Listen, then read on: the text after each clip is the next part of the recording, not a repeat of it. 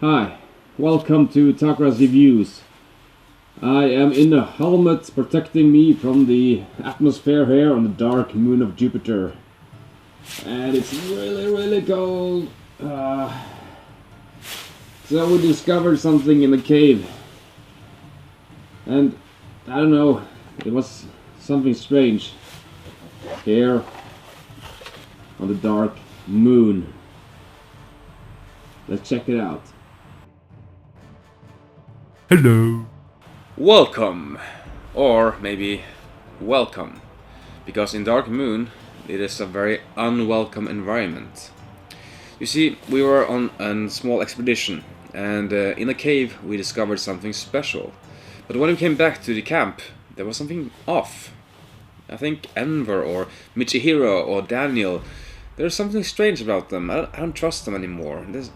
They just seem a bit different from before. Or I am different, because you see, I could be not me. So I am a clone of this body here, and the only thing I want is to destroy everybody else and destroy the camp and just ruin everything.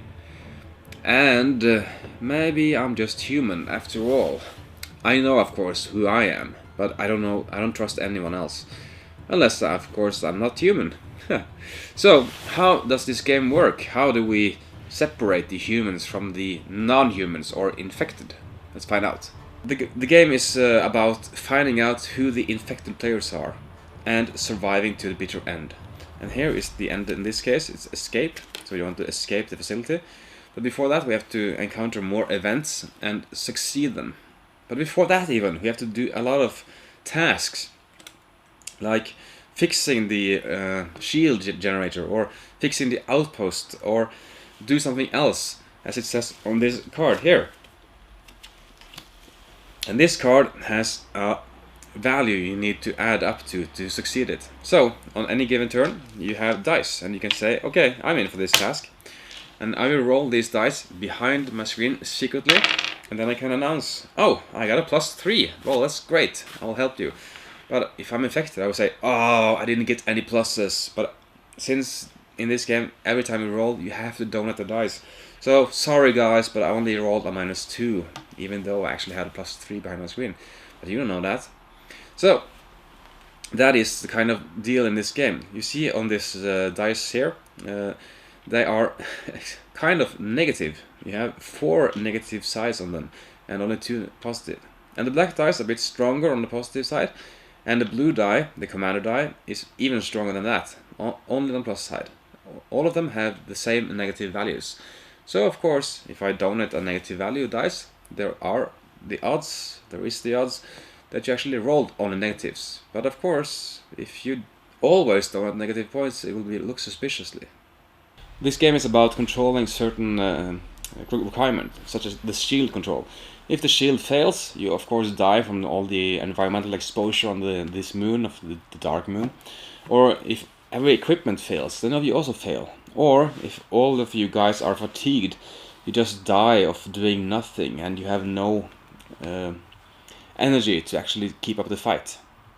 But the real deal here is to identify the infected players who is not human. And we have to analyze their actions. So, let's say the mechanic André Gordon here, he does not give any positive dice any time. But of course, the odds are against getting positive dice. But if he rolls 4 times, how can he not get a positive die? It is of course very possible, but the suspicion is already growing here.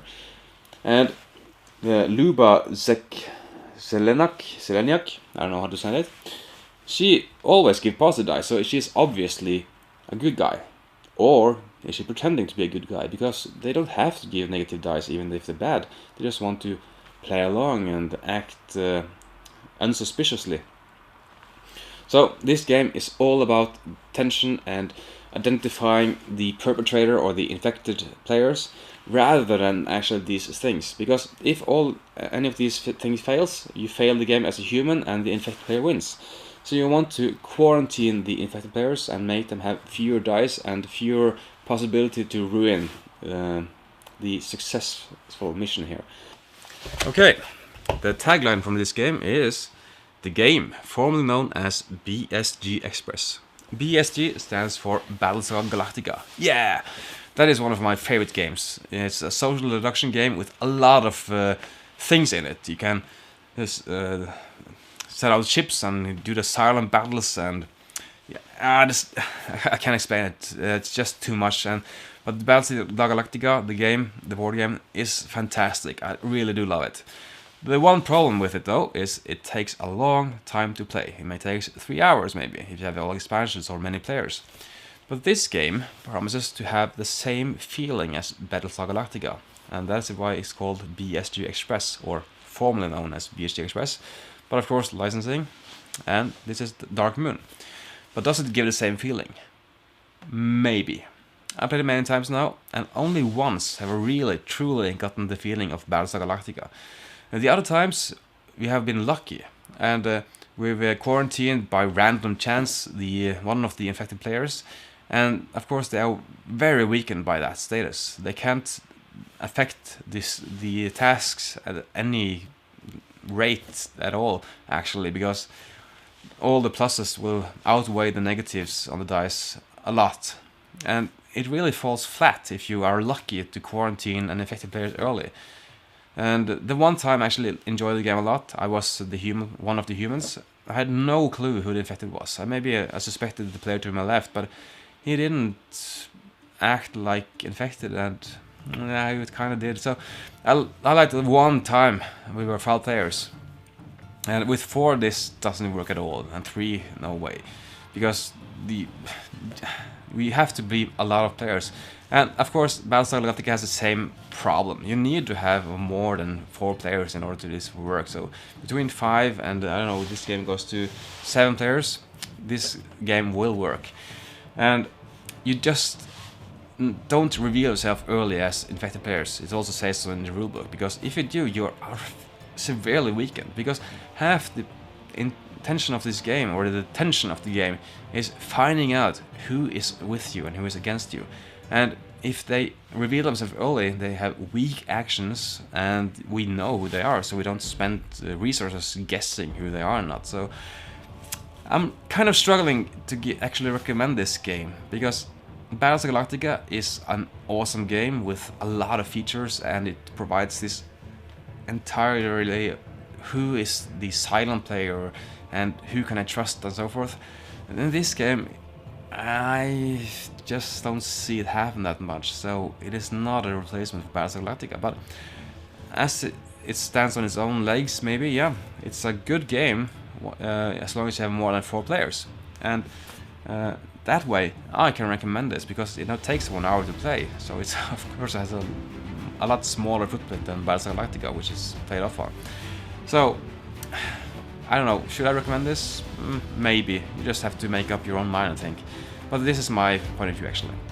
But okay, thank you for watching. I hope you enjoyed it and learned something, and I hope I see you again in the next episode. So, see ya!